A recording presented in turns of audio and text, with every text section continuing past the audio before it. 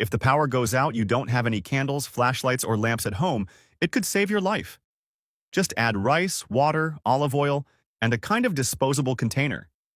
Do exactly that, then light it. And you'll have a candle that can last more than 5 days. And best of all, without spending almost anything. So ito guys, lagyan natin siya ng rice. Ayan, rice. So kuha tayo ng rice. So yun na nga guys, may rice na dyan. Then lalagyan naman natin siya ng water. Sabi, water daw. Lagyan natin ng water. Yan, pwede na yan.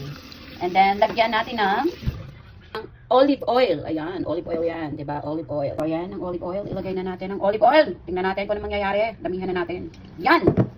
Tingnan natin ang ating experiment. Ayan, lalagay na natin dyan. Lagay na natin. Tingnan muna natin like that. O, di ba? Ano nangyayari? Wala akong makitang pangyayari dyan. Nakatayo lang siya. At wala akong makita kahit ano. So, yan. Tingnan muna natin. Medyo siguro kailangan sipsipin muna siya. And then, kukuha tayo ng lighter. Nga guys, sisindihan na natin. Let's see. Kasi ko natatakot ako. Baka sumabog siya. Yan. There you go. Ay! Hala siya! Na! Hindi naman nagsindi. Okay guys. I-try ulit natin. Inilipat ko ng container. Then, pinutulan ko siya kasi ayaw niyang umilaw eh. So, yan o. Tingnan natin to. Kung iilaw na siya. Ayaw niya talaga. What the heck? So, hindi talaga guys. Failed. Okay guys, try ulit natin ha. Kasi talagang hindi umilaw. Ito. Tingnan natin. Oh, yun!